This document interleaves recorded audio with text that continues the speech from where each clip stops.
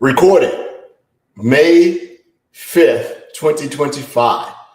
Good afternoon, Brody. Good afternoon, Rick. How are you guys doing? Whoa! Go Jets, go, baby! Yeah! Doing well. I don't have that kind of energy that Brody has, but yeah, a few more cups of coffee, I might. It doesn't take much for Brody. He's been with me. I think the Jets were close 2 years ago or something. And Game 7, or maybe a highly contested. Oh, you haven't seen the highlights and you didn't watch the game, Edward? Well, I mean, that's a big fail. Everybody listening to this, watching this right now, needs to go and look up the highlights to Game 7, Jets versus Blues, right now, and witness hockey history. Hockey history. All right? Tied to the game with 1.6 seconds to go in the third period. Tie game. Place goes nuts, and it goes to double overtime. Wow. Was the empty net goal that you guys tied the game? There's no empty net goal. There was definitely some goaltenders involved. Yeah. What's up, Ray? Hello. Hello. How's it going, everyone? That's a great show. Wow! Go Jets, go! I don't understand sports, so I get very confused, and I'm just like, yes, team spirit. I don't know what to do. I don't have a sports team. I don't know what it like. Ping pong, foosball, hacky sack, yo-yo. These are things like pogs. These are more my speed. Yes. That's old school pogs. I'm an old lady.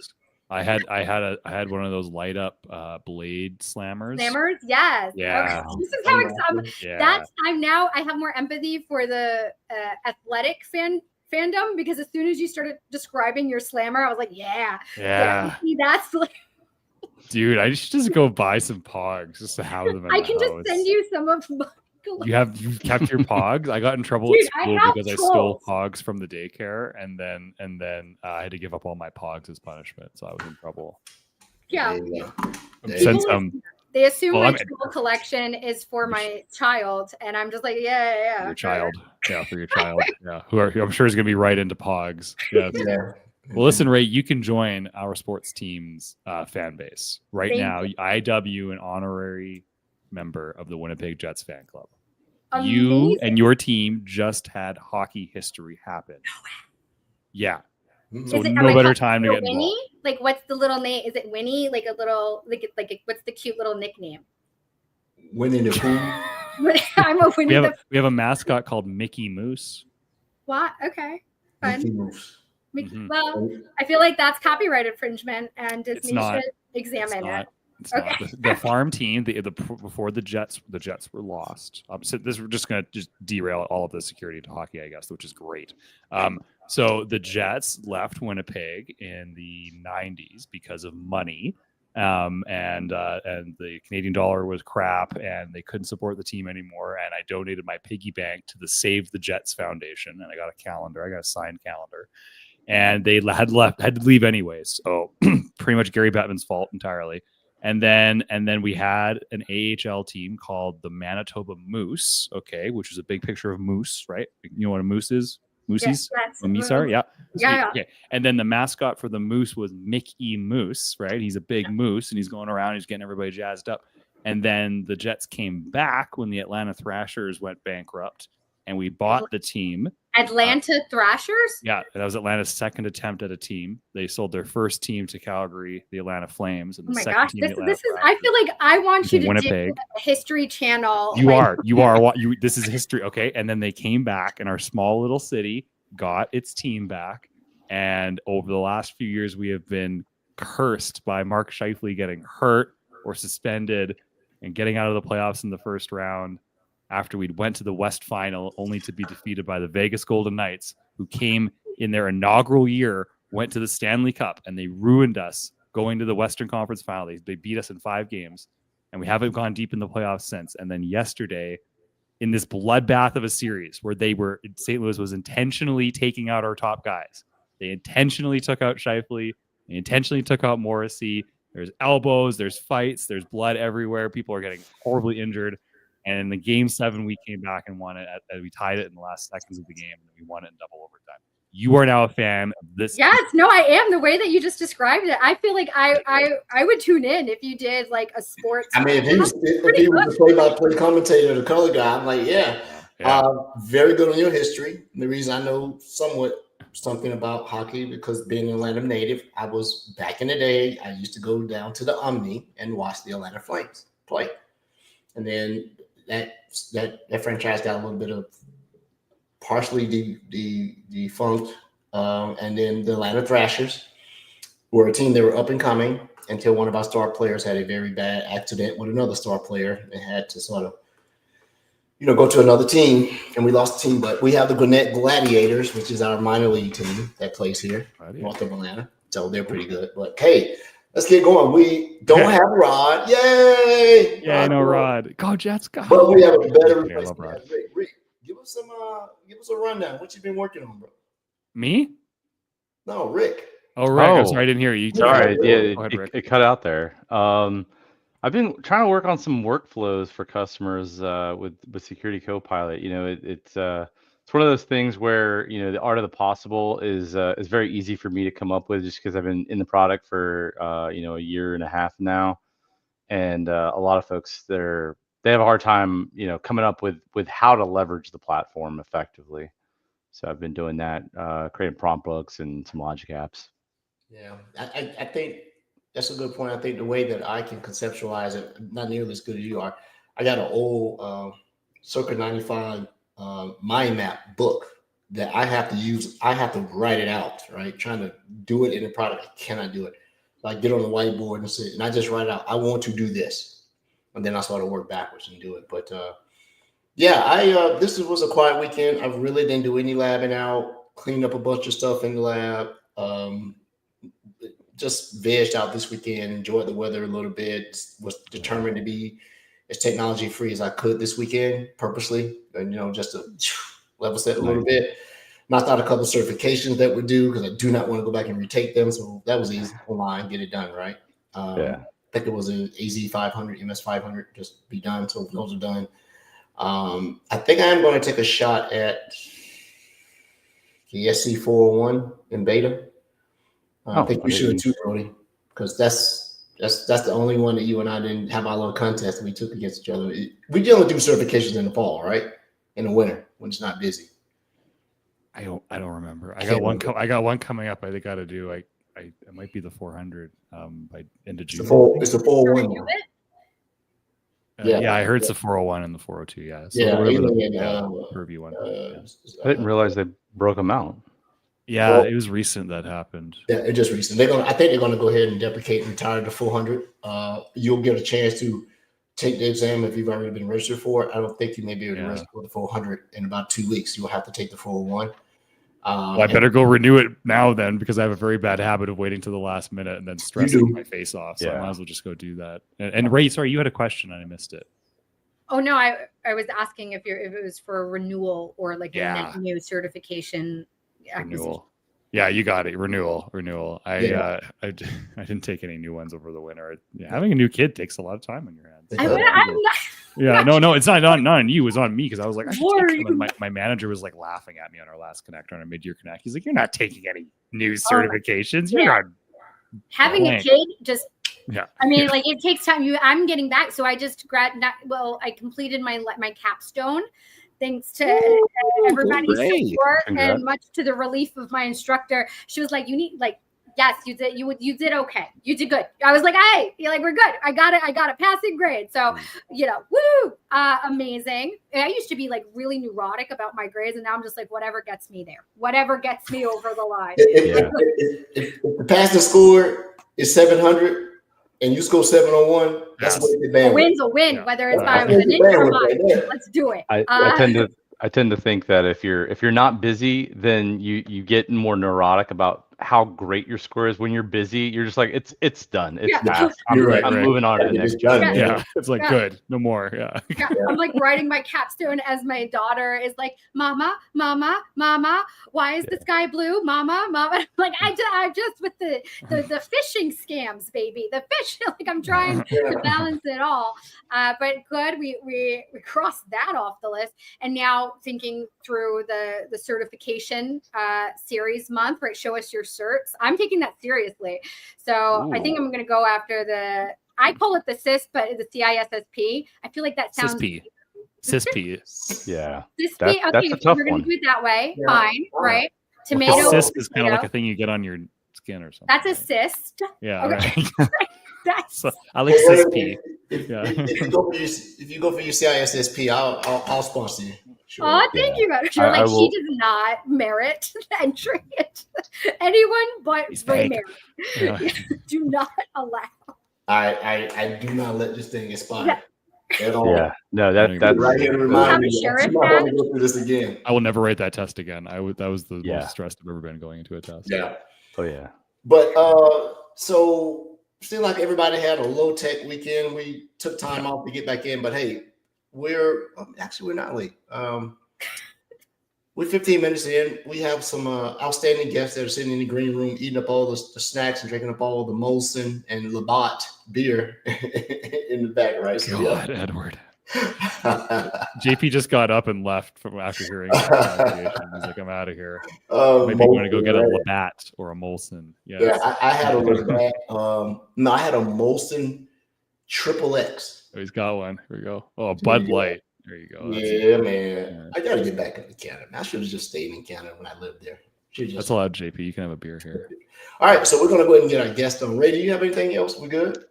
Yeah, Ray. Anything else? Did you handle all the action items we gave you in the last show, Ray? Well, she did mention it. Certification month's going to be on us before we know it. It'll be October, and we really want to make. I think we're going to have 8 shows that month. I think we need 8 shows that month. I hope it takes forever to get October. I want to be outside. It will be October when you wake up in the morning. No. Time's flying, man. Please, I'm like stressed. No. I'm like, No, Ray, you and I, we're going to double down on that October. and write it all out. I got a bunch of ideas on that piece. I do. we got to work on the presentation. So I saw Miss Femke in person and the MVPs, Mona and Yurin and Morton, and amazing. RSA. Yes, how they're running the experts live New York, not Defender Experts Live, Experts Live New York, and they're like, oh, you submitted. I was like, I did submit, and they're like, not bad. So we'll see what. I'm excited. So we got to flesh that out.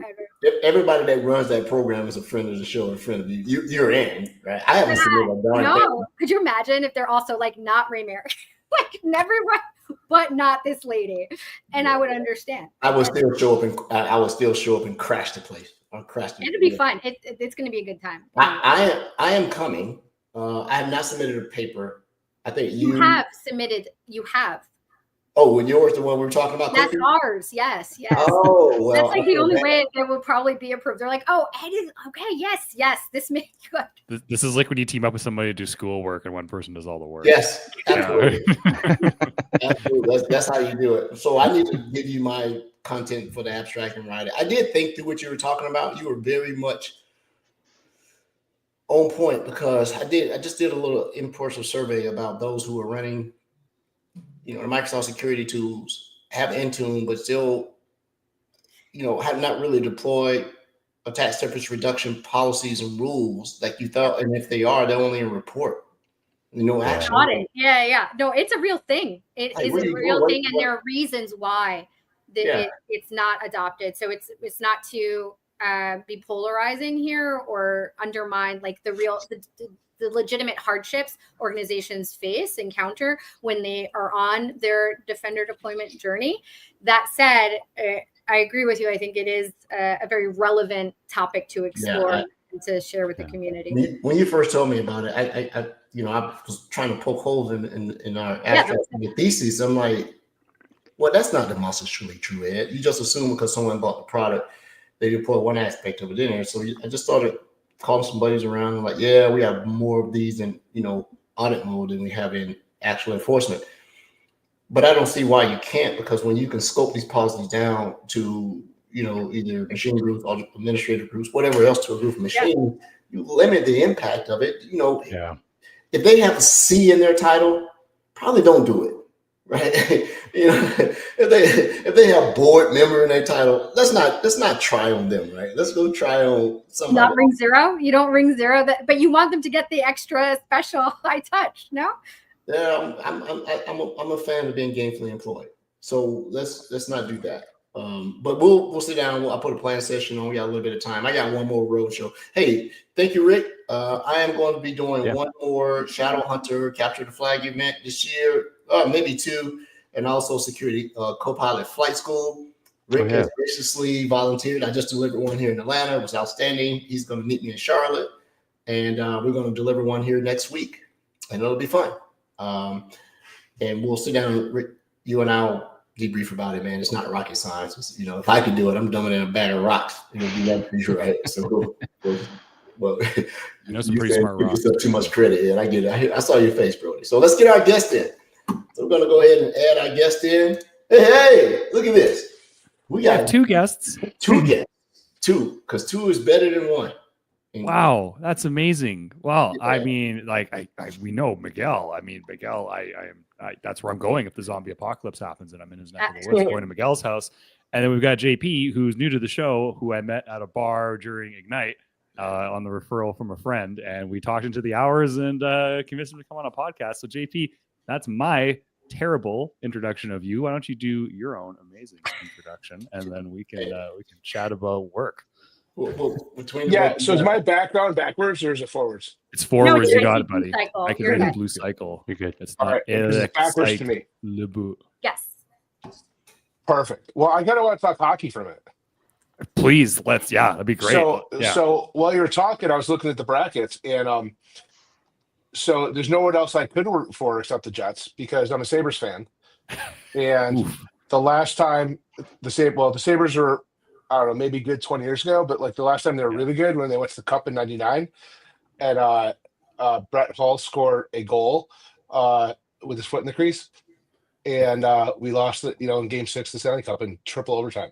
Right, and that was the last time the Sabres were any good. But I even in college I wrote a paper on the Stanley Cup. Really? That's awesome. Yeah. Yeah. I love when the Sabres played the Sens back in the day, man, when it was like Emery fighting them. It was great. What class did you write a paper for hockey? I don't even remember. It was some literature. It was like an English composition class. Okay. Tell us about your favorite memory. And you had to like research something. You had to research something. And so I had to find all these, like references of like the Lord Stanley brought this cup to Canada and it became this thing. And I learned a lot of cool stuff along the way that I didn't know. But growing up in Buffalo, I'm like a quarter Canadian. Like I grew up like 15 minutes. Oh, that's how that works. Okay. Got it. Just over the bridge. And like I grew up listening to like Toronto radio. I grew up a tragically hip fan. I grew up into Our Lady Peace, like all the Canadian stuff like was also in Buffalo. So we kind of got the best of both worlds growing up. Man, peak Our Lady Peace was perfect. Oh yeah, right. And we used to go up to Toronto when we were like not even 18, because I was born in 1970 or 76. We could chalk our IDs to a 0, and then we would go up to the bars in Toronto. Like we drive an hour and a half to like hope we could get into bars, but we never had trouble doing it. And we go drinking, and then come home the next morning. Perfect. So living next to Canada was awesome. I'm glad the statute of limitations are over. God, and I know, right? The advent of Bluecycle. These things. So if someone was to ask me, Ed, tell me about Bluecycle. What? Well, how about let's start about how we got to Bluecycle. Okay. So in 2012, I was a CIO at a company in Rochester, New York, where I live again today. And some of you might have heard of ShmooCon before. It's like a hacker conference in DC that just wrapped up. So I had met Bruce and Heidi, who run it. And one thing led to another, and I got really into cycling, which I was into when I was a kid. And I sent Bruce an email it was probably like June, and I'm like, hey, what if we did a bike ride at DEF CON? Just like another, event, because they were growing like crazy. They have a million events. And he replies to me like 2 days later, like, I just did all this research and like, I don't think we can like bike to DEF CON this year, but like, let's do it in a few years. And that turned into, so we started the DEF CON bike ride in 2011. That turned into planning for a cross-country bike trip in 2013. So I ended up quitting my job because they wouldn't give me the next summer off. And I started consulting. And so I was flying around the world, fixing crappy SIEM installations. And I learned a whole ton of stuff through that. So I flew like 200,000 miles that year. I then I took the summer off of the bike ride. It was awesome. Story for another day. But then we went and like I went back and did more consulting. And in the fall, I started to realize that I'd probably seen like 30 SOCs in like, 7-8 months. And that companies didn't have the people, the process, the tools, the skill sets to really respond to alerts or handle incidents. So I had the bright idea of starting a company. And the company was called Syncurity. It's like SYNcurity. And we started out as like case manager for the SOC or like Jira for the SOC. And so this is in like late 2013. And one thing led to another. I tried to raise money in upstate New York. Didn't work out too well. I then went to, so then I moved to Washington, D.C. And my first customer gave me a bunch of money. He bought a license before I wrote a line of code. And we got into this accelerator called Mach 37, which is a cybersecurity product accelerator. And that's kind of, so the bike ride was like one thing that like pushed me out of my comfort zone. Like I literally quit a job over it. I had no, it had to work out, right? Then I, out of the blue, I had 2 weeks notice to move me, my girlfriend, and her son to DC to go start the accelerator. Like get him into a new school, move, do all this crazy stuff. But I can't say enough good things about the accelerator and what I learned, like about product management, about go to market, like all those things that don't always get talked about in this forum. But like when you're a vendor and you need to go launch something, it's hard. And it's like when you see a great vendor, there's years of execution under the hood there that you don't ever see. So anyways, fast forward to 2020. Long story short, we ran out of money a couple times. Everything was crazy, but we ended up selling to a company called Swimlane, we pivoted into SOAR, which everyone here knows what SOAR means: security orchestration, automation, response. And then the crazy part was I was really naive. Like our competitors, like Oliver Friedrichs from Phantom, the Demisto guys, the Samplify guys, this wasn't their first rodeo. I had no clue what I was doing when I started my company. And I'd raised like, $2 million, and I was super thrilled. And like Phantom raised $4 million, followed by $22 million. And, Demisto raised, I think, $4 million, followed by $26 million. And here I am competing against, the old resilient systems that IBM bought, competing against Phantom and Demisto, and we're winning deals, but we were just undercapitalized. We couldn't like scale the way we needed to. So anyways, we ran out of money a couple of times. And then after the second time, we sold to a company called Swimlane, which is based in Denver. And so that's the day after we closed on April 14th, 2020, Bluecycle started April 15th. So now we're to Bluecycle. So nice origin story. But yeah, it's a cool story. Like I feel like I'm proud of all the stuff I went through. There's a whole lot of crap that I didn't even talk about. I got sued, all this crazy stuff happened, but, it was academically fascinating and an emotional train wreck. It sounds like my last 24 hours. Okay. Yeah. Right. And so, I feel you, man. I cried. I will say that everybody that's like a serial entrepreneur, they always say like, fail fast. Like they go through multiple iterations of trials and tributes before they feel success. And it's all of those things that you went through that make the future that much easier for you. Oh, 100%. I agree. And I mentor a lot of like early stage founders. And one of those things I tell them was like, before you go spend 15 grand on a UI person, draw it on a piece of paper or a napkin and show your customer. It costs you 10 cents. Right. Yep. And I see people spending, it's so crazy how much money people will spend when they're so far from product market fit. They have no clue. And it's nuts. So yeah, so in May of 2020, April 2020, I started Bluecycle. I'm gonna tell you what we kind of turned into instead of like the whole journey, but we've kind of evolved into like doing 4 or 5 things all around the topic of security operations maturity. So like, am I allowed to swear on this show? A little bit. Depends on the swear words. Okay, then I'm not going to swear. Okay. I have a potty mouth. So we go into enterprises and we help them make better. Make better, like 10 years of like poor purchasing decisions, absence of process. Like one of the common themes these days is like you might have had 3 CISOs in the past 10 years, and everyone had their religions to products, but they never actually took like Edward was saying earlier, like he likes to figure out what the goal is and then kind of back into it. Like they never like go and do that critical thinking around, hey, well, if we need to build a SOC, well, what are we actually trying to protect? What are our assets? What are the threats we have? All that kind of stuff. And so we'll go in and we usually start with an advisory engagement. That usually pretty quickly leads into some security data pipeline work, because that's usually one of the low-hanging fruit these days in SecOps. So we do like we've kind of worked with like all the SIEMs. We work with Sentinel, we work with Splunk, we work with like everything that's out there. I'll tell you why that's cool as a Microsoft partner in a minute.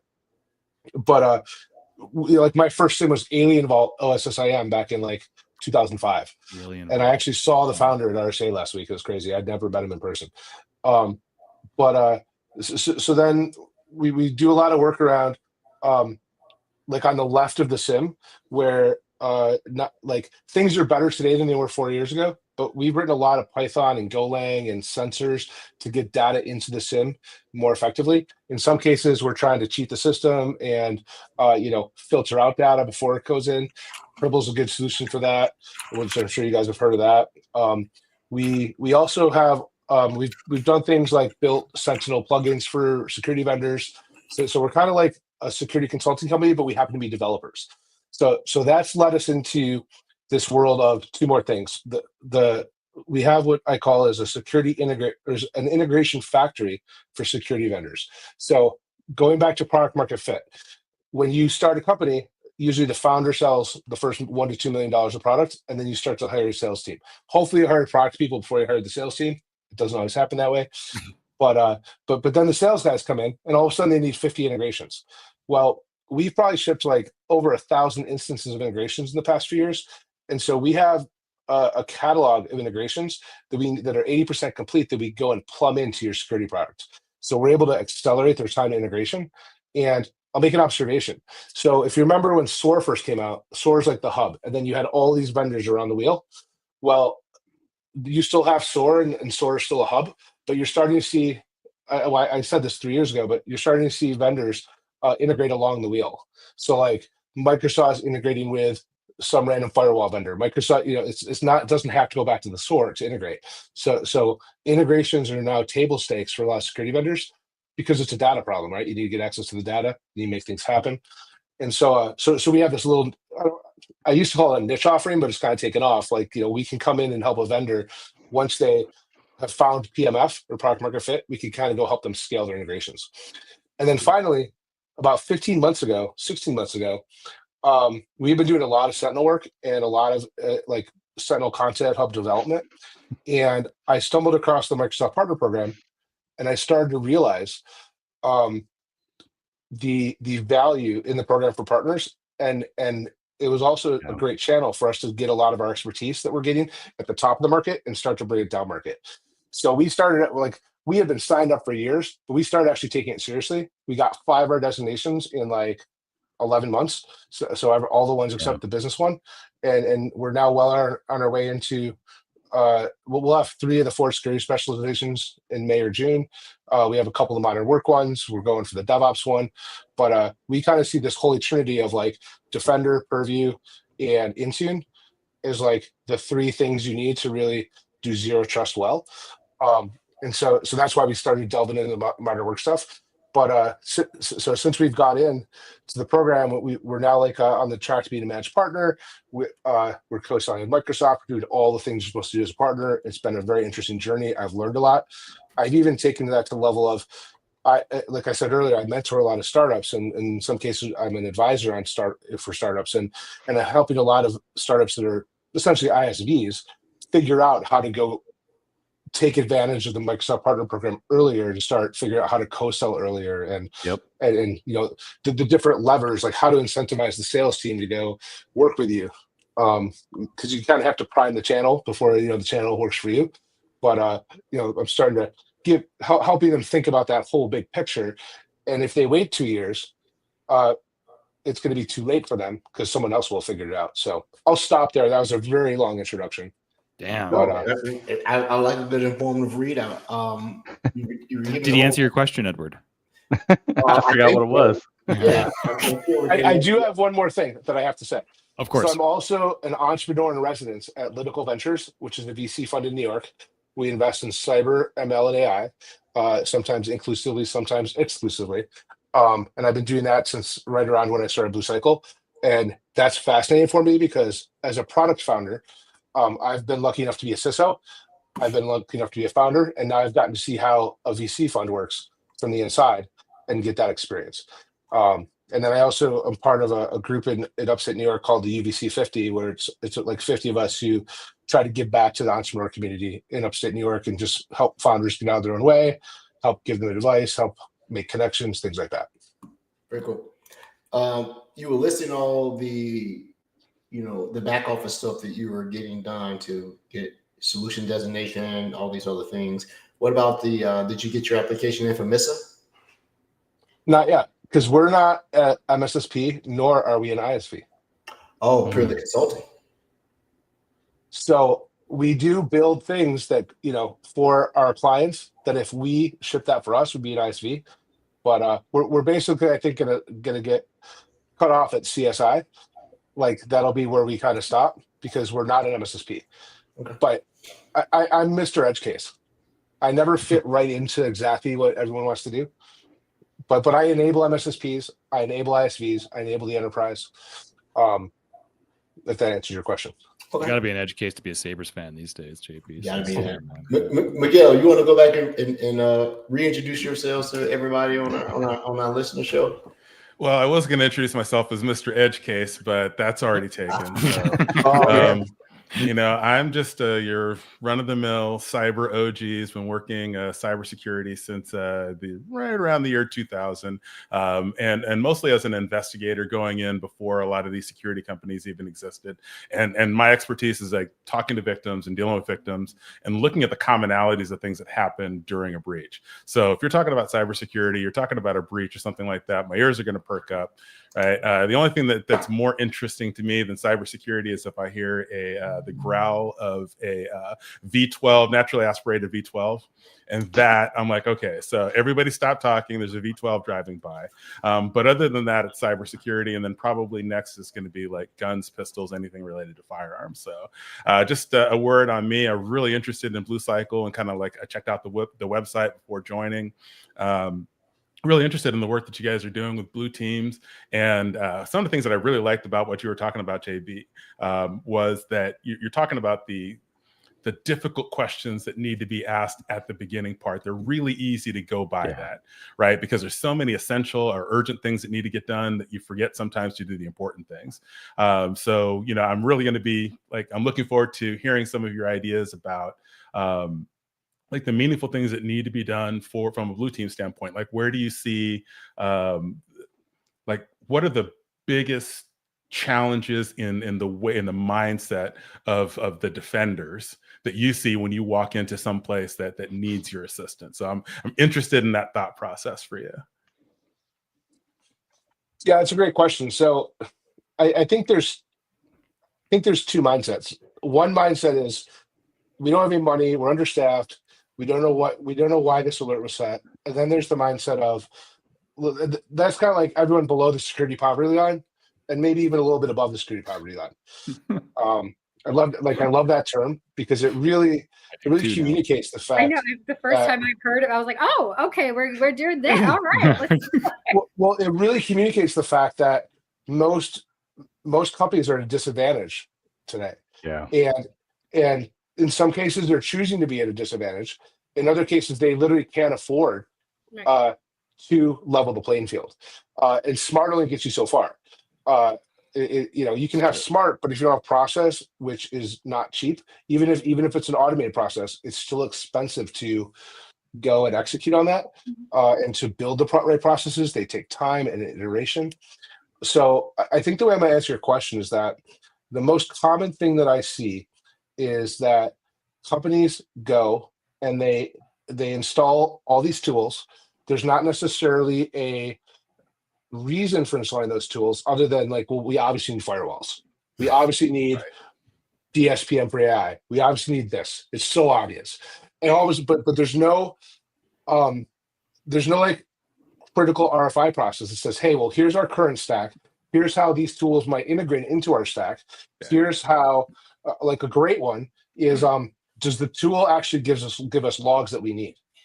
And this might not be in security. This might be in the business. So something I started talking about 10 years ago that I hope the people I advised who did this, because they're in a better position today, is procurement.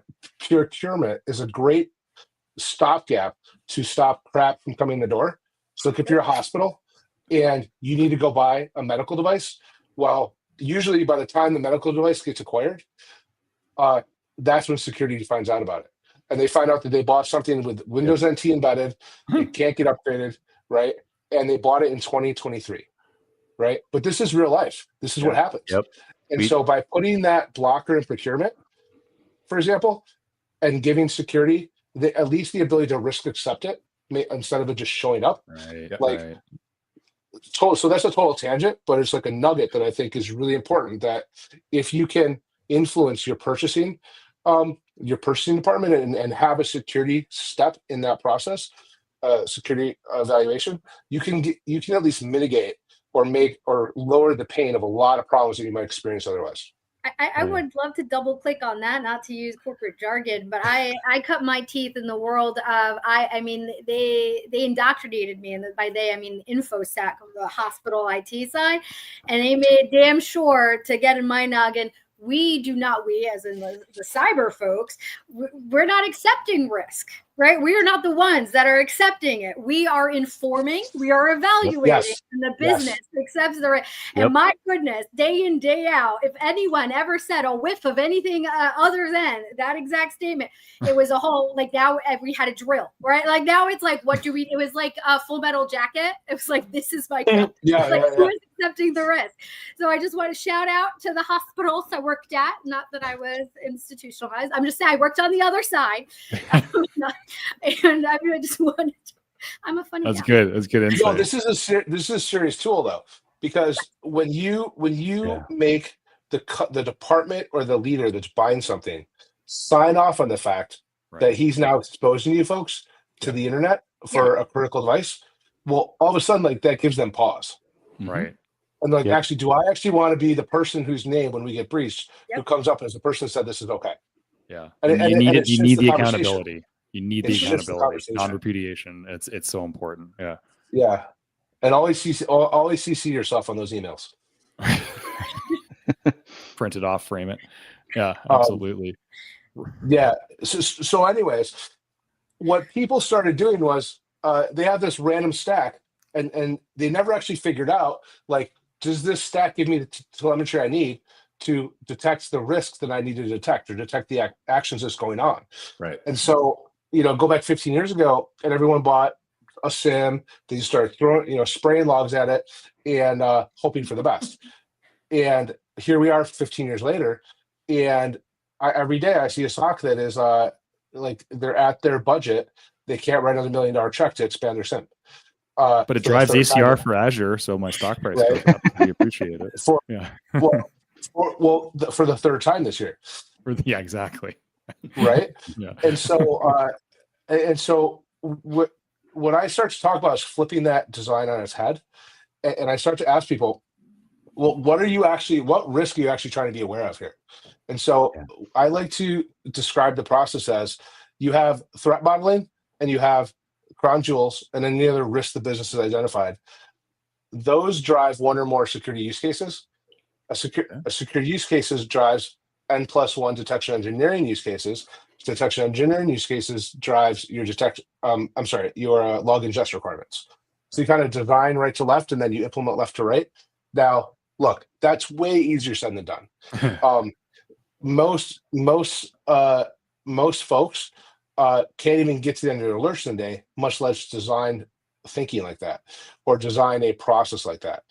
But in the future, in the future, I'm not sure how else we're going to start to isolate like this. Like there should just be so much noise. We got to be able to know what we're looking for, or at least the ability to detect anomalies. And there's all this crazy technology out right now that's doing really interesting things. But at the end of the day, the technology can't risk accept for you. The technology, you can't just put a piece of technology in and it just doesn't go away. You still need to trust but verify everything that's going on. So where I see really mature teams going is they're in some part of the journey of what I just described. And what's really interesting, I've actually designed processes for SOCs to do this. And when you think of it that way, there's actually KPIs and metrics all the way down.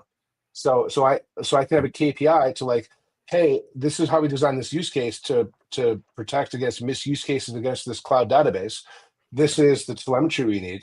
This is how like every time now we know how many for every security that we get from that use case, like what was the percentage of false positives? What was the percentage of true positives? That can trickle down and get reporting out the KPIs. And then like ingest reporting is a little different, where it's more like it's kind of like a knock use case than a SOC use case, but you still need that kind of stuff. But you actually have the ability to measure how you're doing all the way across, and then start to improve over time. So it's hard. It takes an investment, but you got to start somewhere. Well, that answered my question. I didn't think that it wouldn't, to be frank. I'm almost afraid to ask a second question. No, I'm not. No, I'm not at all. Isn't Copilot supposed to fix all this? Generative AI, security AI. You know, you're right about one thing. You know, these agentic AI models and they can't accept risk. They have no sense of consequence. You know, I have a sense of consequence, right? If you go out and do something, call a mortgage, you know, and a few other things, right? And so you have to sit here and leverage your experience to be able to do it. But, you know, on that, in your business, I see that you are a process improver, solution, you know, creator and all this. What do you see? Because the conversation is ubiquitous now. You have to say it. Where is AI in your realm of where you go about your business? Is it a detriment, enablement, or is it just a neutral aspect in the way you go about your business, JP? It depends on the user. It depends on the business. So I couldn't quite say if you said it depends on the user or it depends on the loser. Either one. So I think that I think to the masses, well, we're seeing adoption in the masses is still this black box, or it's still this black magic, right? Like I don't know many people who are outside of tech that can just go and interact with Copilot prompts like super effectively. They might be able to get it to do some basic things, but they're not prompt engineers. Yep. I think in the security side, there's a lot of interesting things going on. I think it's really good at summarization. I can't go to Copilot and say, like, it can't answer the why do I care part yet, right? If it's not summarizing. Yeah. So like that business context. So whenever I look at someone's pitch deck, I say, why do I care? And a lot of people don't answer that. But so I go back. So when I introduce an AI tool to a security team, or I say, hey, you should check this out. The first thing is, why do I care? But right now, the agent can't necessarily give me an answer back and tell me why I care. It might be able to give me some references, but it can't go and figure out the business context every time for what it's showing me. So to me, that's the big gap right now. I would even argue that even if it could, a lot of times it's the prompt engineering. It doesn't understand the context of why it matters to you, the individual, your company. You have to tailor it and prime it with information. Like I'm primarily focused on exposure management in the cloud or my on-prem or whatever context. It's just a model. It doesn't know your environment until you tell it. So even if it does give you that context, it's often wrong without prompt engineering. So Well put. I agree. And I think individual folks that are building agents and LLMs, they're not product managers. They find a use case, they get it done, but they're not always sure. Like I don't know if this is a solvable problem right now.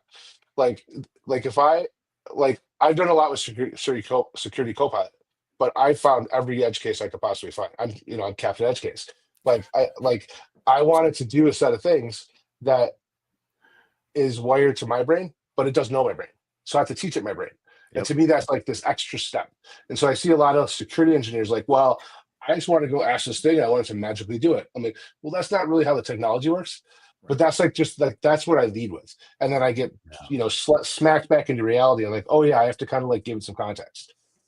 But so I don't know if I answered your question, but I'm seeing some really, so I think deep learning is having a renaissance. We're starting to see I'm starting to see a lot of interesting applications. We're combining like LLMs with deep learning in the back end to do analysis of things. I'm starting to see some interesting applications with ML to like figure out log like schemas on the fly. So I know I kind of answered your question, and then I went off on 5 tangents. But Okay. I think we're all hopeful, but we've also been there before with like the latest holy grail. And so I think that if I look back to like 10 years ago, there's things that didn't exist 10 years ago. They're not part of my daily life, but they didn't happen overnight. It was like it was a very slow, methodical march. And then you look back and like, oh wow, like Discord, or whatever, like it was there, it was in the background, and now it's a daily tool. And so I think that's kind of how it's going to go down. How do you see this? You're taking your perspective on current state. How do you see this evolving the current SIEM market? I'm not sure yet. So I'm still kind of post-processing RSA and everything I saw. I think that there is. I almost would ask the question: is it going to change the SOAR market, or is it going to change the SIEM market or the SOAR market?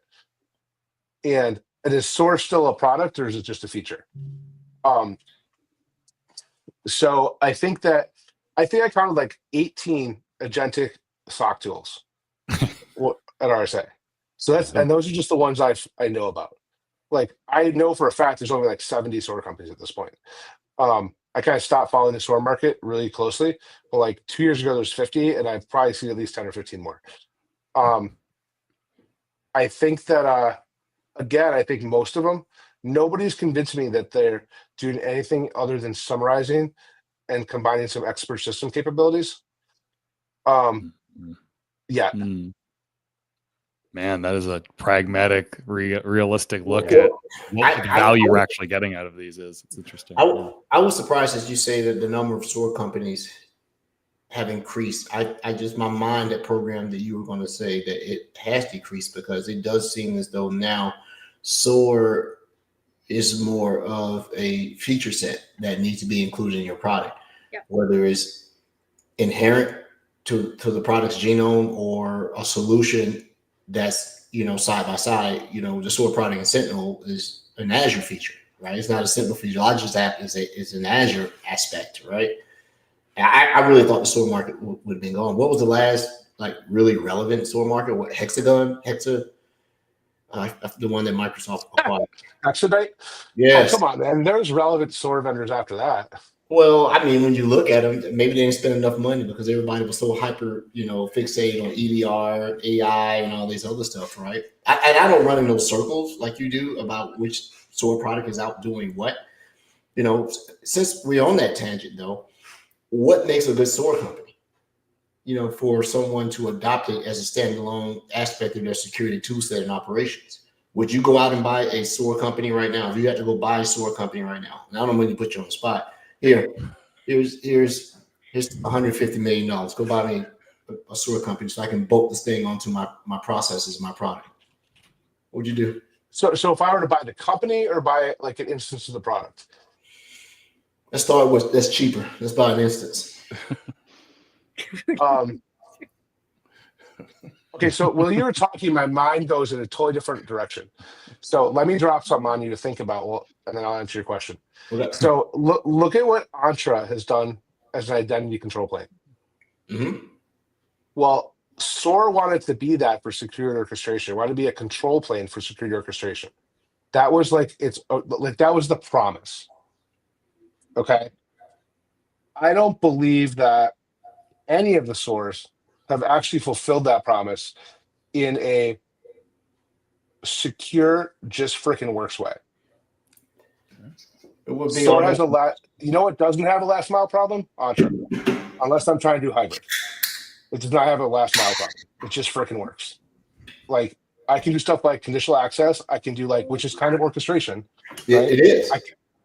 I can so look at what Entra did and how they. But actually, I'll give you a more ridiculous example. The original orchestration vendor was HubSpot. Mm. HubSpot got marketing salespeople to use a piece of software. And they got marketing and salespeople to put data in to automate workflows. Who hates that? Salespeople. They do not want to go into your thing and do anything. But they were able to take a very similar, how many sales guys that can't wait to get home and do all this data entry, right? Yeah. They're at the bar, right? Right. but I'm serious. So this is where SOAR failed, and I was part of that problem. And so how many people can't wait to go and fix their SOAR playbook? I can wait, right? Yeah. The last mile problem in SOAR is ridiculous, and I would love to see AI fix that, but what's going to get in the way of that is vendors who can't get along and come up with standards. Definitely. And it's not adaptive either. It looks like, and a lot of people can feign it to make it seem as though there's adaptive SOAR based on activities and intelligence in it. It's still not there yet because there's still not a huge amount of trust to make arbitrary and non-human interactive decisions with it. We're trying with AI, right? But like I said, AI doesn't have the fear of a pink slip or a catastrophic line of business operation disruption. It just does not exist, right? It is there to please. But I like I said, I don't run in those realms of it. And once you start drinking the Kool-Aid here at the big house, you only see the big house, right? And that's what happens. But okay, you can buy an instance. I'll give you $1 million. I'll take 149 back. I'll keep it in my pockets. Well, look, so there's value in SOAR, but what I learned was that SOAR is best in high value, low risk use cases. High value, low risk cases. Yeah. Yes. Yeah. And think about it. Deconstruct it. High value. I'm not going to have SOAR cut off an E901 center because it got a ping. Yep. Right. Right. But I might quarantine the janitor. Well, when you look at it, SOAR is sort of like embedded into everything. You made a great point with Entra. Conditional access is a form of SOAR, right? You put in the conditions to be able to go do these things, and it looks at these conditions and policies and decide to play the Dungeons and Dragons. Do you take path left? Do you take path right? Do you pick up +2 SOAR and do this right here, right? So I find it now you will make me do some homework to go see which SOAR companies out there are relevant, because you made a great point by saying maybe they're creating these offering solutions, intellectual property to be acquired or to have an instance purchase and then eventually be brought on, right? Well, we don't have enough time to talk about strategic ways to build a company and get sold and extract value out of the market. But it sounds like you want to host a theme month. How to start a security company. That would have to be a whole other. I have a pitch. I have a deck that's called "How Not to Do a Security Company." That I've given that talk at conferences, and I just take the kimono off and show and tell the whole story of my old company and all the because the iceberg picture, you only see the good stuff at the top, but there's all this stuff underneath that happened. Oh yeah, right. That you don't hear about. But so look, if I think of the SOAR market, we're in I have a thesis that I kind of formed with a buddy of mine a long time ago, which was Gen 1 SOAR was like the Phantom, the Demisto, the Syncurity, the Swimlane, the ones that essentially were largely handwritten integrations UI around an event-driven orchestration system. Sometimes, so Gartner defined SOAR back in the 20-teens as threat intel, orchestration, automation, and case management. So that was like Gartner's 4 pillars of SOAR. And so if you didn't do those 4 things, you weren't technically SOAR. So then we're kind of like full on into SOAR Gen 2, which is, there's a little bit of AI, there's a co-pilot in your SOAR. There might be some automation around like doing inference on log schemas and things like that.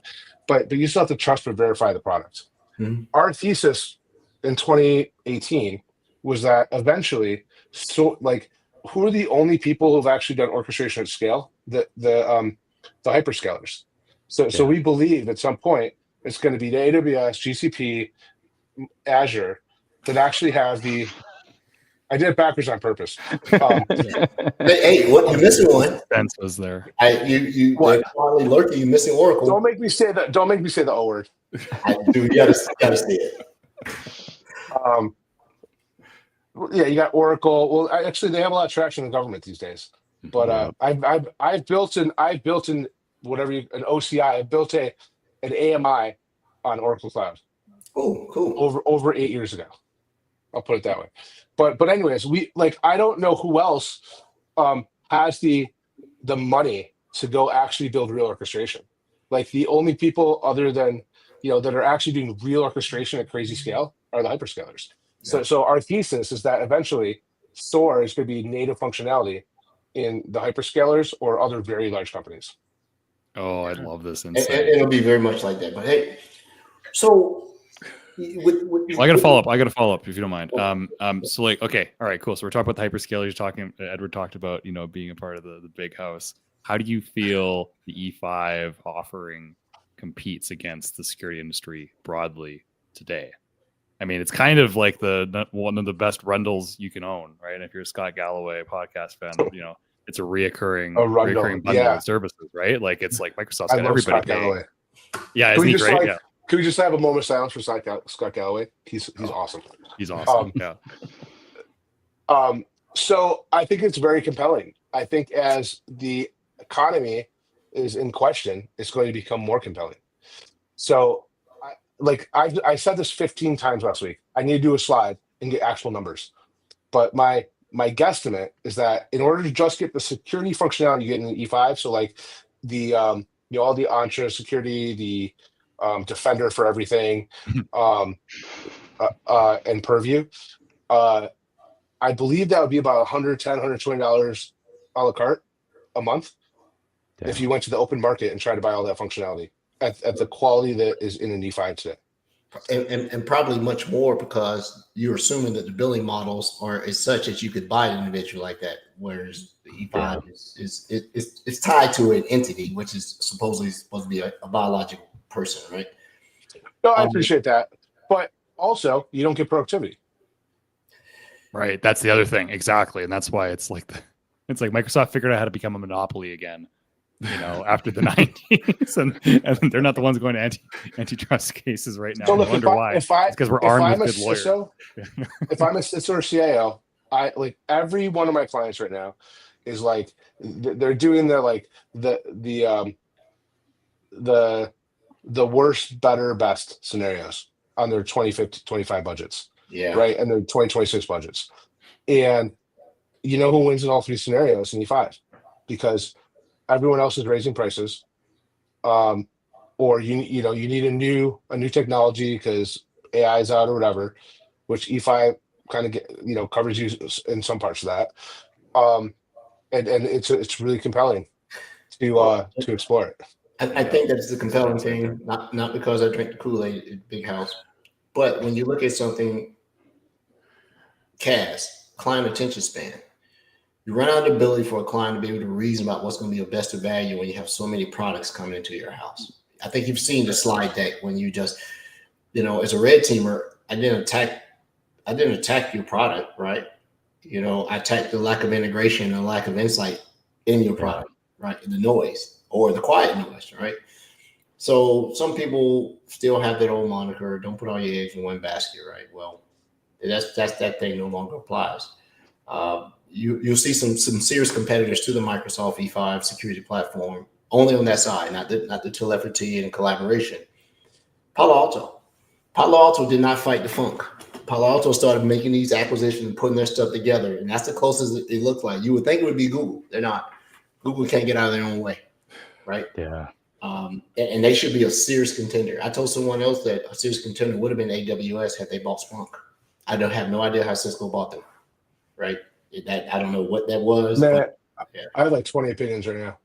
So okay, let's compare. Let's compare the Wiz acquisition to the GitHub acquisition.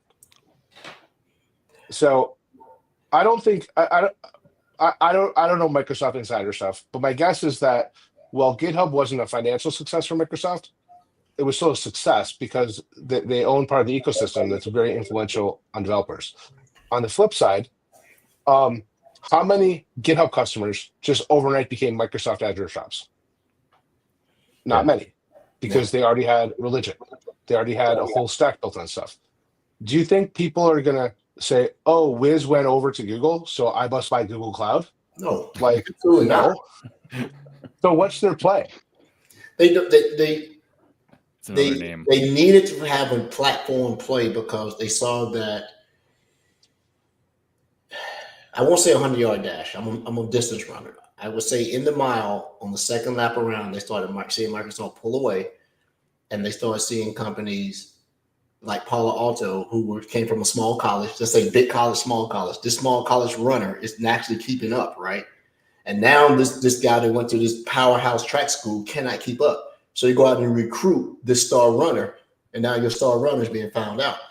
I was given a conference, and we don't bash other. I'm not here to bash other products. Google's a great company. I will. Diminish your tone. The guy in the hockey jersey. But I'll bash other teams. With a jet jersey on it. Jets seem to Hey, be- this is a blue light, by the way. This beer is a blue light, not a Bud Light, dude. It's a blue light from like a Labatt blue light. Yeah, Yeah, it's just my camera's not really. You can see. there you go. But, Labatt Blue was named after the Winnipeg Blue Bombers. The other we love to get major. we love to get you back on the show. It's not too much off the rails to go with, We'll keep it on leadership, the rail, Edward. thought processes around what you were seeing in the industry. We've had our fair share of CISOs and CIOs come on the show. That might be another thing. Security thought leadership. And that's including the big wigs at Microsoft. Hands come on, Vasu, Maria, and all the Ritus come on, recognize. But I think we need to be people outside of Microsoft to say, hey, what do you think about these acquisitions? Whether you're a consumer of the product that was acquired or you were thinking about it, because I said it at a presentation that I gave last week. People were worried about the acquisition of Wiz by Google. I said, don't sweat that. Give it a month. They can't get out of their own way. They can't get out of their own way, right? You'll do something. But they're trying to create, what do they call it? The Google security something or another. But regardless of that, the E5 I'm just gonna get annoyed. Yeah. I'm just gonna get annoyed thinking about I don't understand the strategy. Like the word in the street RSA was like, well, I guess I have 3 years to replace Wiz. Like that was what I heard CISO saying. And another player will come out, they'll replace the functionality. Maybe a Defender for Cloud will take up part of the market. Maybe what's that company? Lacework imploded. And Lacework didn't implode because they imploded. They imploded because there's some pretty crafty plays going on behind the scenes. Yeah. Like when the Wiz CEO comes out and announces, well, it looks like Sentinel 1, they failed Sentinel 1 in diligence. Their value plummeted. They went from 32 billion valuation or 20 billion valuation to a 7 billion valuation overnight because they failed diligence at Sentinel 1.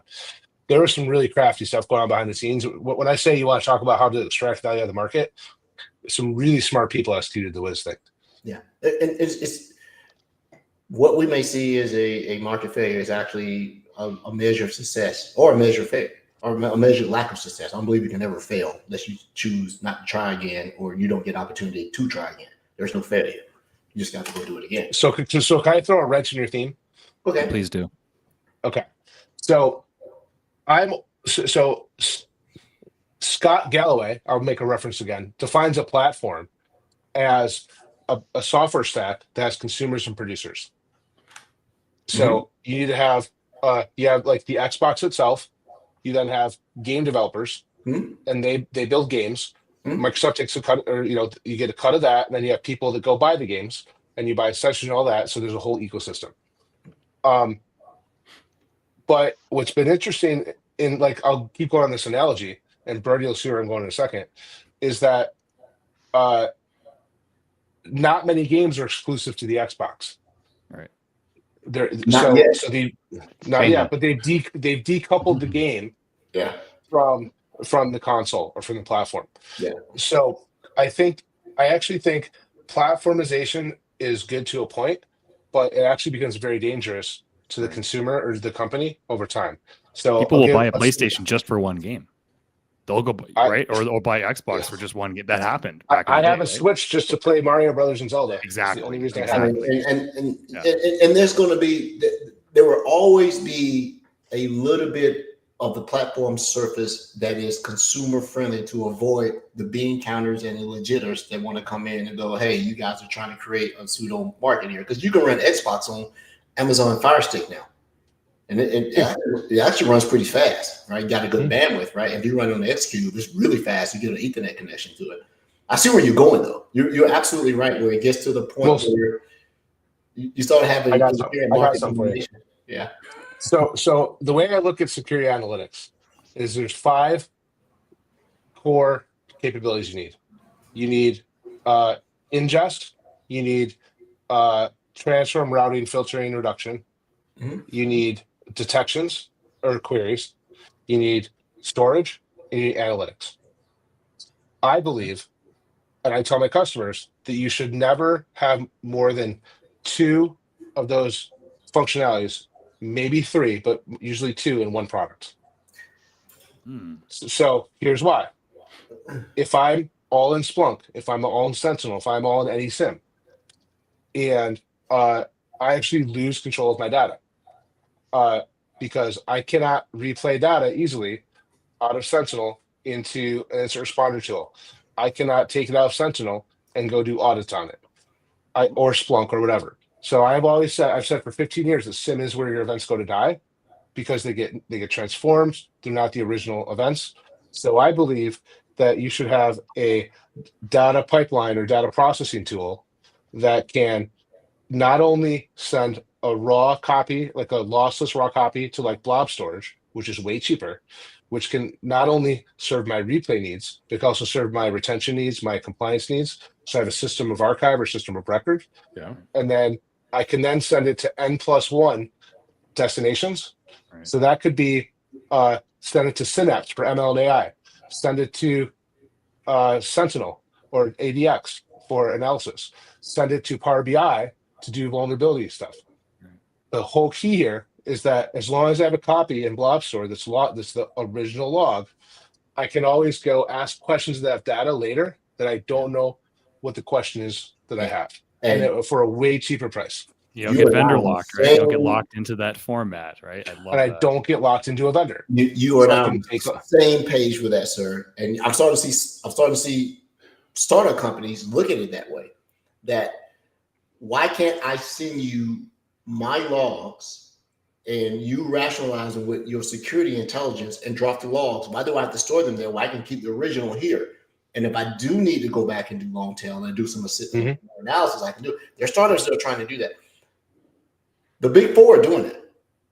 I can't sort of talk about a lot of it, but Google should have really been in front of everybody with their Chronicle data lake. They really should have been in front of this, right? And you start to see Microsoft perhaps adopting the same thing. Heard rumors that Oracle's trying to do this. You know, you do data ingest based on the analytics, the data that's needed to do the threat analytics that you need, where it will pull the data and what it needs to do its job, rather than you send the data than it does its job. And I think you're right on that. Why would I need to put this in your repository for me to do it, where I can just send it to you, you run it through the meat grinder and just discard whatever you need. Now I have it. And if I do need to go do investigation on that alert, I have the source data to be able to go do the analytics against it, right? But then you look at the problem is a lot of these companies are making huge amounts of money on data repository and, for lack of a better word, storage, right? Yep. But that's getting disrupted right now. Will that flip? Because the cost of I haven't bought a hard drive in how long? When the last time someone bought some storage? You can get a 50 terabyte drive for what, $1,000, if that. More than 50, no, 100 terabytes. You gotta get NVMe though. But yeah, I feel you, Edward. I know where you're going with this. Yeah. You get where I'm going, but you were right on point. And I was watching some trends on that, and TLDR I was like, yeah, why should I have to send it there and store it there? Why not me send it there, see their alert, and then if I got something that's a hit, I can run the same intelligence on premise where the data is ultimately residing in the very beginning, and I can just look at it. Yeah, so you're actually throwing a spin to it that I haven't thought of before, because I'm always thinking like, so look at what it costs to ingest into Sentinel, and then it's like what, like MSRP like $4 a gig, like probably most people get for like $250 a gig, but okay, what's it cost to store a gig in Azure Blob for a month for 90 days? Like a penny, right? Maybe 2 pennies. Okay, so all of a sudden I just sold a CFO, right? So like if I have to ingest stuff in the Sentinel, but then I let it expire after 90 days or into Splunk because their cloud archive storage is like ridiculously overpriced. But if I'm sending it to Blob Store and I need to do investigation in month 14, I just go replay it back into my Sentinel. Right. Why not? And it's like it just happened. And I didn't have to spend this. Right, I can bend the cost curve. I can also bend, but the decoupling actually buys me agility, and it all like that agility is huge. There are some deliberate technology deltas that prevent you from doing what you said, and that's why the vendor doing it. The tables don't manifest it. I'm doing it all the time. What are you talking about? Well, what if we're doing it? I can't. I work at this place, right? Some people may see it, so you get it. But I get what you're coming. But if I decouple it and I take a copy before I send it in, I still have control over it, even if it's an Azure Blob, right? So like what I'm starting to smell though is I think the holy grail is going to be storing data in Blob Store, Index Blob Store, which can be accessed by Azure Synapse and by Sentinel and ADX, because I can put it in one repository. I can do MLA and AI on it, and I can also do my security analytics on it. And remember, security analytics is the most expensive space. Analytics is the most expensive place to keep your data. Right. It is, and you and I need to have a talk offline. The difference too. I want to pick your brain on something. So, but hey, cool. This has been super interesting, man. If someone needs a consulting company to come in, rather just install a widget, install a product, I would highly suggest that you give Bluecycle a look to, because you got a thinker over here that wants to do it. One last question before we go. That's allowed. This is the last question. I've heard that before. You sort of remind me of a company that started out like you, but they sort of, I don't know if they're a commoditized company for the stuff they do. How familiar are you with SOC Prime? I know them. That I believe that's how they sort of thought about where they were going with it. But you're much older than they are, because you started your company in 2018. You said 2019? 2020. 2020, yeah. I was warning. I was like, I wanted to do SOC Prime-ish type stuff. They're pretty good. I know those guys over there. They're not bad for some of the stuff that they do. So, what's the question? The question. That's always the question. Do you operate in the same manner where you come in and provide some of those same consultative things and these query deals and stuff like that in your optimization at SOC Prime? Well, we're not a detection engineering company. Okay. We consult on approaches to the detection engineering lifecycle. Okay. So it's a very interesting space because A, there's not parity across query languages. B, there's some problems with Sigma, like in its core, that a few companies have forked it to like unfork it to fix it. So it actually works in a scalable fashion. But the process of going from like KQL to Splunk won't always get you the same KQL when you go from Splunk to KQL. Right. So it's not a hash. Okay. What's the word? I'm trying to throw a crypto analogy and I'm just going to stop. But it's not a function that returns the same thing every time. Yeah. Right? It's not like an exchange rate where I take one Splunk crypto coin and I send it over to KQL and I get 1, but when I send it back to Splunk, I get 0.98. When I take that same one and send it back, I get 0.96. And go up to something. It's not like DNA. It's like DNA, right? Yeah. Every time you keep slicing it, you get slower. But I just want to ask a question. You seem like you guys sort of came from that background a little bit and doing those things. Well, here's what I like about it. If you go back 10 years ago, detection engineering was in private IRC channels, right? It was, you kind of, if you knew, you knew. If you knew, you were part of the time, part of a group that shared information. Now, and back then, companies used to think that detections were IP, but they started to realize that now it's actually better for us to all share what's going on. But that doesn't mean that companies actually know how to consume and behave that way. So like the latest Palo Alto exploit comes out, like why should every company have to write a detection to detect that, right? So having it just centralized and streamlined makes a lot of sense. I think the challenge is it's just like nobody knows how to buy threat intel. The people writing detections for SOC Prime or any of these companies, they're writing generalist detections.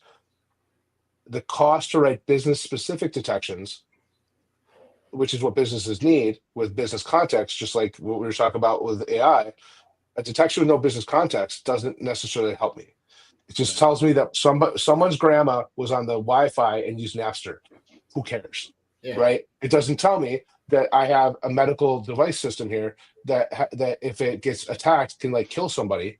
Like SOC Prime doesn't have that context. So that's where like the rubber meets the road, in my opinion. And to knock threat intel for a second, most companies, most buyers buy the whole feed when they should be going to a threat intel provider and saying, hey, I have this business context, give me what's relevant to me. Right. Nobody does that. I don't understand why. Not you're right. Nobody does that. Everybody's promising it. Everybody's promising that it's coming, right? But promises plus whatever else gets you a cup of coffee. But most CISOs want less alerts, not more. If I get a new feed that's not contextual to my business, I've actually just written checks to deal with stuff that doesn't matter. Yeah. Every alert is a blank check, right? Yeah, it's like getting a vaccine for a disease that doesn't exist. Right? Yeah. I'm getting a vaccine just in case. We'll see, right? And JP, Sorry, Rick. No, Rick was going to say something. I was going to say, the reference of companies thinking that detections are IP. I'm starting to see that with AI in terms of prompts, where folks are saying, "Oh, it's our prompt engineering is critical." My thought is, all somebody has to do is reverse engineer that. That prompt is not intellectual property. It's human words. And so if somebody can come up with something in reverse engineer, they can use AI to come up with a very similar prompt, and they've just cloned it without stealing your IP. Right. Yeah. It's no different than code, though. It's really sticky. It's no different than code.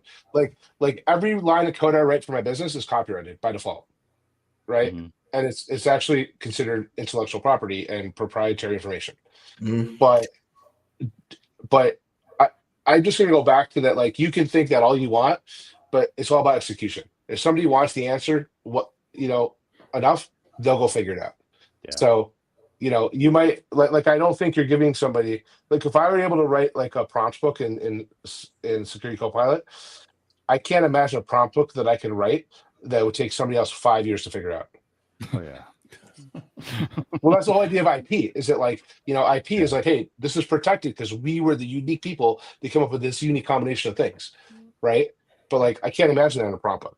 I think in this day and age, as we get ready to close out, I think this day and age, it'll go back to something I think you said that early on this, maybe the thing that you may find yourself being more IP is the UI, the way it looks, right? Rather than what it's doing from behind, because it's code. It's C#, it's Ruby, it's Go. It's just code. You re-engineer, but the way you manifest it may be the only thing that you can IP, right? Because this is my manifestation of the thing I'm doing in the background, and that's superficial at best, right? It's just pretty, right? It's how you interact with it. I'm going to argue your IP is going to be your ability to give the machine context to get your own outcomes that are specific to your business. And I think you're right on that, right? Like, getting closer to the risks that I perceive are important to me. I haven't heard people who speak very eloquently about the risk in context of the security threats, to the point that you were making earlier, right? There's just not that connection that's there. There's a huge gulf that you end up having to leap. Like, all right, these are all the problems, right? And like problems are bad and they could impact us. And then you make that jump to, okay, yeah, these are the risks that we're going to accept. And being able to make a higher resolution picture for those folks that own the risk and whose job it is to accept those risks, I think you may have an opportunity there for IP, right? Where you can get down and you say, okay, this is how this particular vulnerability, if I were to experience it, impacts me. Like, let me put a dollar sign on that for my business, right? An ability to be able to take that risk, turn it into dollars and say, this is how these threats specifically impact these dollars for my business. I think that then you can at least articulate the value add for what you and the organization have done, and make it specific to what the customer is looking for, right? So you're actually taking that, going all the way to the customer. I think it's like value chain analysis. How often do you guys hear the word value chain in security? Hardly ever.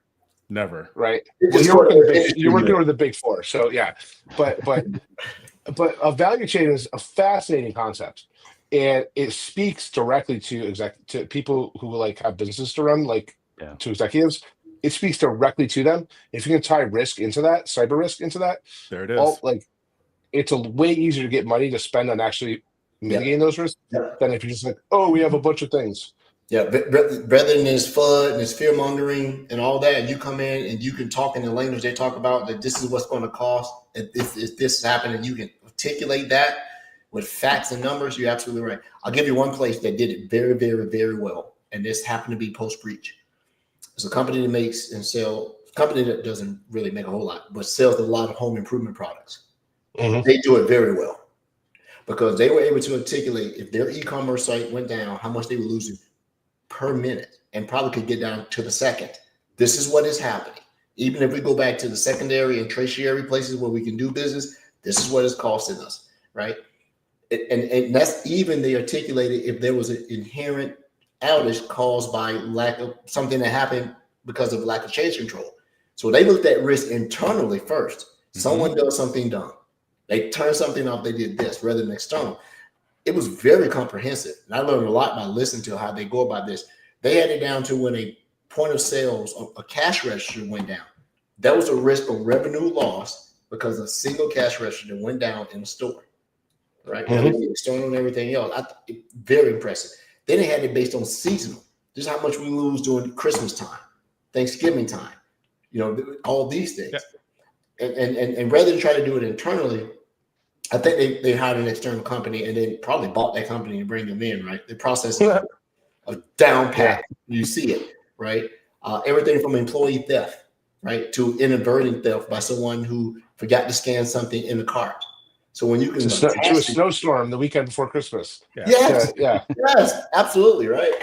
But it enables a super important question, which is how much money should our organization, given our risk posture, our risk tolerance, how much should we spend on security? How much money, how much effort, right? Like how much of our culture, as far as, what we're doing in the organization to manage or to control human behavior, what should we be spending, right? And that's going to be different for everyone. I hear something. So I hear you talk about value chains, but what I'm realizing as you're saying it is that, like, I relate to this in startups a lot, is like you have to make so many decisions as a leader of a startup and you don't have all the information. Nope. And when you do a value chain analysis, you're able to give executives more information than they've ever had before about these situations. Agreed. And give it to them twice. They want it in your speed, and then they want it in their speed. And then they want to be able to find it. They want to find the Rosetta Stone in the middle. So, okay, what did you just tell me? How can I go take this to someone else I have to talk to this about? I'm an advocate of yours. Make me a super advocate. I got to go get your money. Give me the best story to go tell, right? Because very rarely will they allow you to come tell the story. They want to be able to take it and go tell it themselves. But this has been super informative, JP, man. I really appreciate you coming on. And no problem. Can I give a quick pitch about what we actually do with Microsoft? Yeah, absolutely. All right. Yeah. So the reason why I think we're succeeding in the ecosystem is because we not just know Microsoft, but we know all the security products out there. We know the Palos, the Googles, the whatever.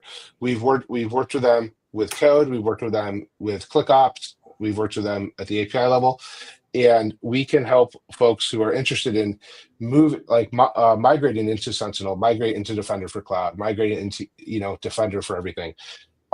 Because we already know all these other products, we work with them also, and we're able to go and help folks get into your ecosystem without looking like we've only ever known Microsoft, because we actually know all the other stuff. But we're also a developer shop, so our understanding, like security analytics, is a data problem. You have to think like a developer, to really architect and do these things right at scale. And so those are really the two big differentiators I think we have in the partner ecosystem. And we're also pretty focused on the SMCC, or the mid-market space. Okay.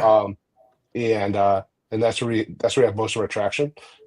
Like we do a lot of like Microsoft and non-Microsoft work, up at the strategic and enterprise level, but we like to bring it down into like, a little bit, on the edge of the poverty line, and help people come and get more value out of their existing spend. It's time to say the word poverty line again. So thank you for that. Yeah, and you said something that when I listen to partners that I want to engage with or put in my accounts, they always say they have a consulting branch and everything, and we have a great engineering team. But when you say developers, that's where it is. Where are the developers? I got an engineering team. They're not the same thing. Where are the developers in this to be able to go out here and solution this out, right? Engineering is to take it and engineer things that may not fit. They come in like this, but I need them to fit like this so I can engineer it. But I need a developer team to be able to get this done. Here's the thing. I almost hire exclusively developers, because I can teach developers to think in security use cases. Yeah. I can't teach security analysts to think like a developer. True that. At all. I had the unfortunate pleasure of having them early here at Microsoft to manage a team of developers. We were rewriting a product from ASP to .NET Core, and we got them off SQL to Cosmos DB. And developers, they think different. We'll just leave it that way. So that's a developer friend. You guys think different. Timelines. But once you can sling code, there's like literally nothing you can't do. Absolutely right. It's so crazy. To all of our listeners out there who are thinking about changing careers or doing something else, learn a language. And I don't mean French. Learn a language. Well, it's not even learn a language, but learn programming concepts. Learn the nuance of vibe coding. Like vibe coding's legit. We can do vibe coding. Vibe coding. Yeah, that's a good. Well, here's the thing. You can vibe code your minimum viable demo all you want. But like, are you gonna like put that in an MRI machine? I personally would not, just so everybody's clear. I can get a little dangerous with Python. I was just making a joke. Hello world. I think it's democratization, right, of access to stack and just awareness. But I totally get what you're saying, JP. I liked slinging code. I thought that was quite clever as well. Slinging code. So one of the things about AI that I think is starting to get more exposure is that AI isn't actually smart. It just can like do a lot of freaking math to like determine this is like probably the right answer. So like that doesn't give me confidence in like necessarily like blocking the CEO's email, right? Or hooking up or like vibe coding the MRI machine.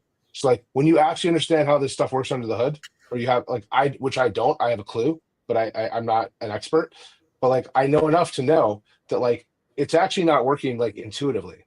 Like making fact-based decisions is crunching a bunch of math and doing comparisons and be like, hey, after I did 8 million calculations on 3,000 GPUs, I think this. I mean, that's what pattern recognition is, though, right? And that's what human consciousness is. But we just gotta be careful, to be clear, I am not, my political platform is not to vibe code the MRI machine. I just want that to be, I've had so many MRIs in my time with the brain surgery and the radiation. I hope that they were also not vibe coding the gamma knife surgery. But we'll find out. Your shirt's very appropriate for your statement. No comment. I'm reading one of my favorite magazines, Code Magazine, which is my second favorite before they retired MSDN magazine 4 years ago. Unleashing the power of GitHub, Copilot, and Visual Studio Code. Very good article. Keeps it down basic because it can teach you how to to operate in developmental operating, right? Like you said, don't learn the language. You were right, very right. Don't limit yourself to that. Well, no, I think you should learn a language, but I absolutely do. I understand that what's more important to me is understanding programming concepts. Yeah. So like, I'll hire a guy who writes Python, but he has to go write Golang. I'll be like, dude, go figure out Golang. And he'll be like, Once you okay, see it all because he understands the concepts. Yeah. It's kind of like I saw in the prep notes for the show. I said, hey, well, you guys are going to ask me like, well, what does it take to be in security? I think that was one of the things. And it was like, well, you need to have foundational IT and some kind of like a system administration understanding. You need to understand how protocols work. You need to understand how networks work and systems work. And like when I went to Ross Institute of Technology, and the coolest thing was that we learned protocols, not operating systems. We learned the SMTP protocol, not Exchange. Mm-hmm. So I could run a postfix server, I could run an Exchange server, I could run I'm forgetting the other names of the old school servers, but I learned LDAP. I didn't learn Active Directory. I could then go use Active Directory because there's an implementation of LDAP. So a security person, I believe, whatever area they're going into, if you're going to network security, you need to understand those network protocols, because then you have to understand how to use them to understand how people misuse them. Yeah. Yep. And you'll understand why mail was never designed to be secure. Well, that being said, JP from Bluecycle. I'm just going to stop talking because I can keep us going for like 9 hours. We'll get you back on the show. We'll put you in the use. You know, I need some vacation time. You want to co-host? We definitely get you on to come on and do these things. Thanks, everyone. What happened to me? It can happen to you. We'll get you back on. It happened to Rick. Rick was on the show last week. Well, you I had a blast. Yeah. Thanks, JP. Really appreciate your time. I really appreciate it. Right. Go Jets. Go Jets, go, baby. You had going on, sir. So everyone, this was the first show of our partner month for 2025. Thanks so much to JP Bourget. Did I say it right? Bourget. See, Bourget, s'il vous plaît. I'm consistent. I get the name wrong with every guess. I am consistent, nothing else. For kicking off our partner month, Bluecycle. Big shout out to the Jets. Thank you, Miguel Clark, FBI retired, cybersecurity extraordinaire, for coming back on the co-host. Thanks for Rick. Collards, did I say it right? Cutlars, but close enough. There you go. I'm feeling consistent, baby. Nothing else. You know, I don't get Brody's name right either. I've known him for 3 years. That's Rick's first time on the show. It's okay, right? So we'll be back next week, same time. Maybe Rod will be here, maybe he won't. And thank you so much, everyone.